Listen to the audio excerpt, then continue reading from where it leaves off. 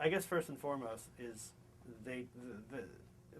you're the one who sort of bears the overwhelming brunt of things. I know. But there are parts about each of you in here that I think you're portrayed with. But first of all, can you talk about when this band first started? And just talk about your parents and managers, and this was a solo band. How much of that, because I'll be quite honest with you, over the years I have talked to people and they have said things to the fact that like Haley is the only person this band signed to Atlanta. Yes. Can you talk about, is that true? Yeah, well, when I was 14, I was offered a contract, but my heart wasn't to be a solo artist. My heart was to be in a band. I mean, since I can remember being a kid, I've always just wanted to be in a band. I didn't even want to be the singer. I wanted to be the drummer so I could be behind everything, you know. And that's what I fought for, and that's what we've made it.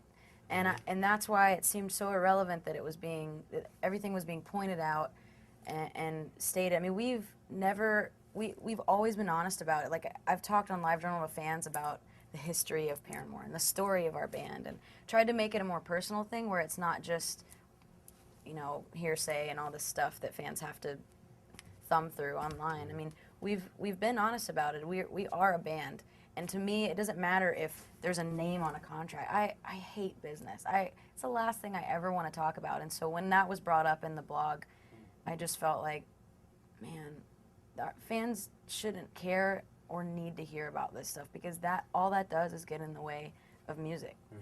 And it's interesting to bring up a point, because there's obviously issues of money and things like that. But when I was here a year ago, I think you were talking about buying a house or something, and you were 19 years old. So obviously everyone is doing okay in this setup. Yes. I mean, you have a million guns, and we went to sushi dinner as well.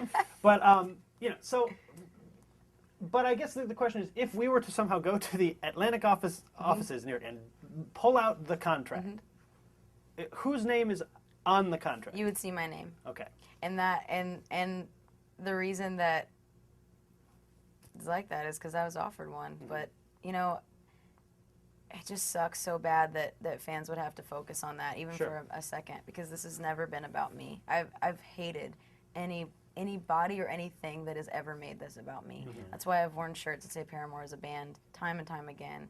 That's why we've written the songs that we have. That's why you see the name Paramore on our album covers. That's why the three of us are here talking. Right. And even if you go on the label, I mean, you technically have to pull out that paper to see it, because otherwise it's Paramore stuff all on the walls with all of us. And that's been what it's been this entire time. We've all been fighting for the same thing and associated, and with the fans all the same way. So it's pretty silly to think that. I mean, So a paragraph here talks about going to LA for a showcase, and basically your manager be in the lobby at this time, and then you guys wouldn't show up. Huh? Wait, what would happen? We traveled to LA a few weeks ago for a showcase, and it was a nightmare. Oh I'll just read. Haley's manager would tell the band to be in the lobby of the hotel at a certain time, but he and Haley wouldn't show for hours. We found out that they had been meeting with record label executives all morning without us, which was totally weird given that this wasn't a Simply Soul artist, but a band. The band was in the dark the whole time. Oh my. Okay, so first of all, that wasn't my manager. And even if that was in the beginning, we've been touring for how long since then? And everything, been in a band. But that's the part of the story that could be so easily misconstrued, because, as I said, I was offered a contract, and my whole mission as a 14-year-old person who was being courted by these people was to turn them away from me and let them see what we were doing as a band. There's been a lot of people that have tried to use us in the beginning for their own good, and we've been lucky enough to get out of that each and every time and make it once again about us. So that I didn't even know that part was in there, and I think that's so irrelevant, because I don't even... Every time we talked when you were writing this record, and time and time again you would say, Josh wrote this amazing guitar part, and I wrote these lyrics. So it wasn't you're just like, I did this, Never. period. Yeah. I couldn't do that without, with a straight face. I can't...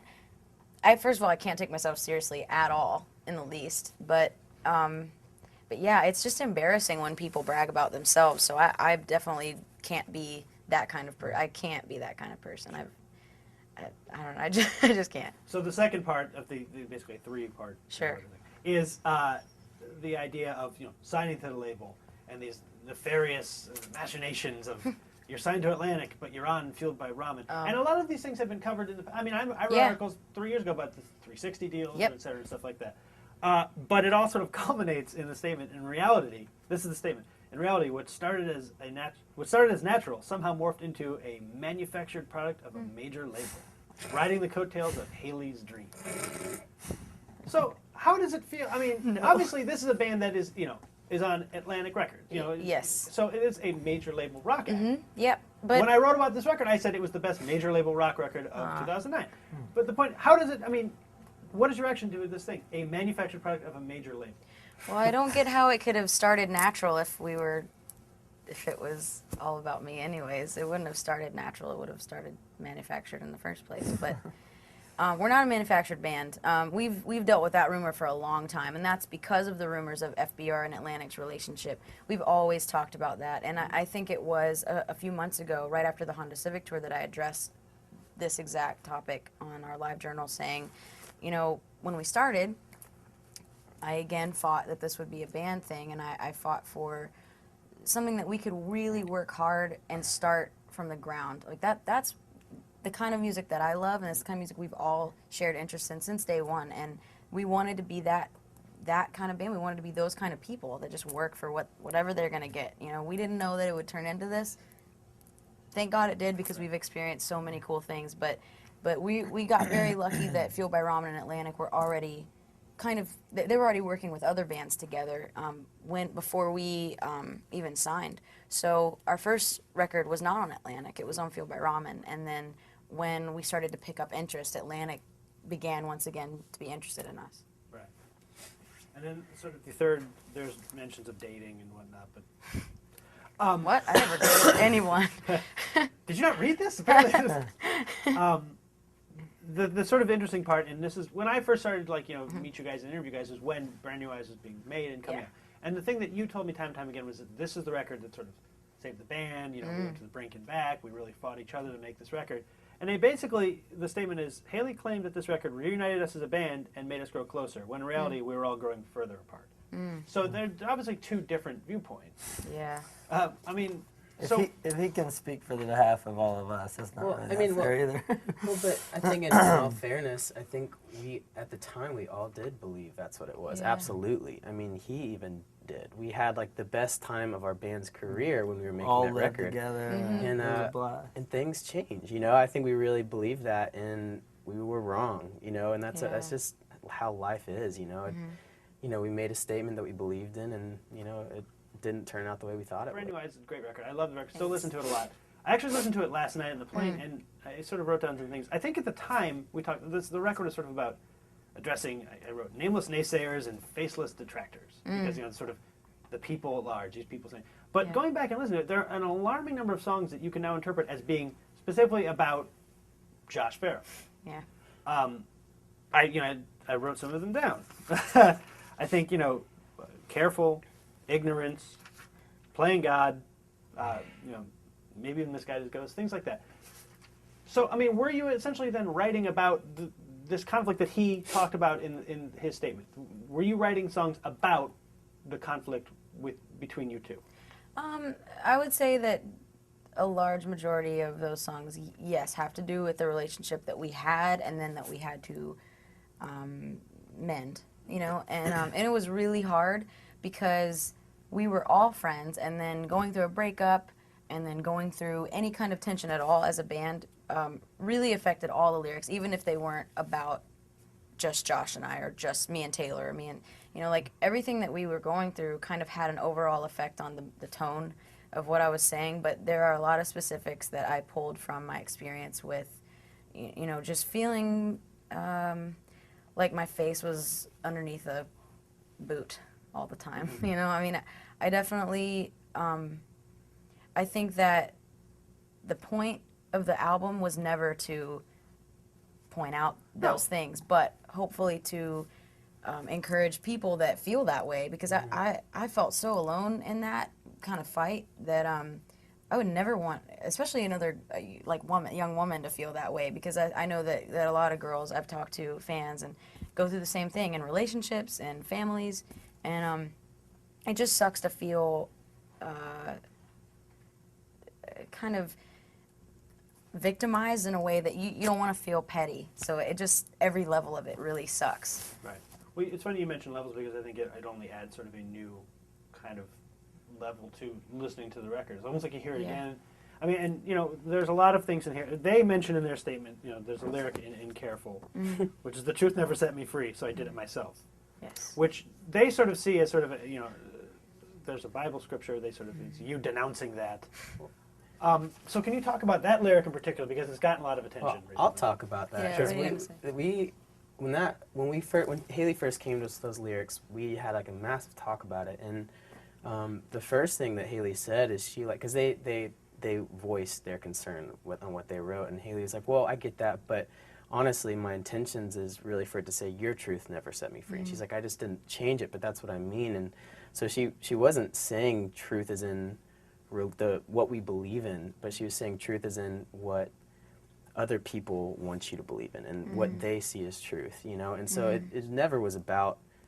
It was never about what they're saying. It was about, you know, it was about other people forcing their beliefs on you, and if you don't meet those requirements, then you're doing a bad job. So that was really misconstrued. I mean, that's certainly, you know, kind of a leap, I would say. But there are other mentions here. There's, you know, in ignorance. It's not a war. No, it's not a rapture. You know, a biblical reference. Yeah.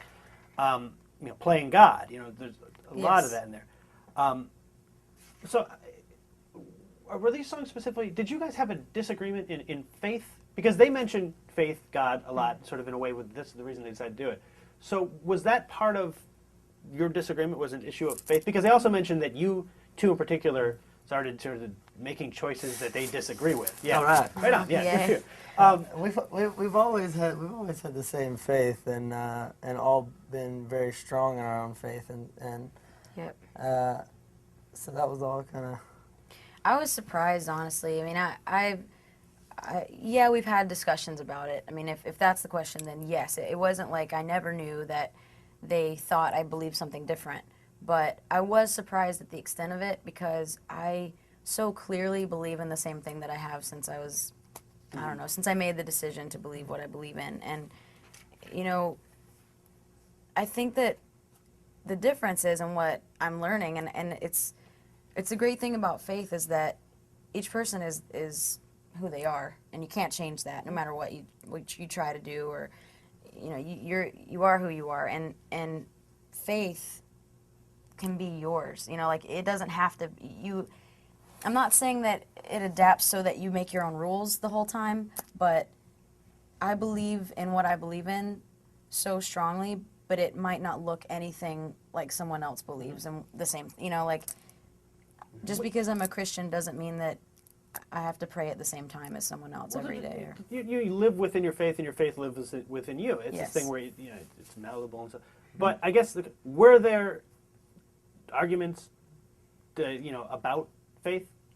I don't remember. Because I mean, most of our record and stuff was about friendship. Sure. And that was what I feel like that's kind of a weird line that people that it can be that's thought as that it was a faith thing, and it was a friendship thing. You know, all of us started off really young and started growing up, and you go through a lot of changes anyways, and being on the road and away from family, and this is your new family. You know, it all gets really tough. But and when people change, it's hard. And when anybody changes, it's hard to really.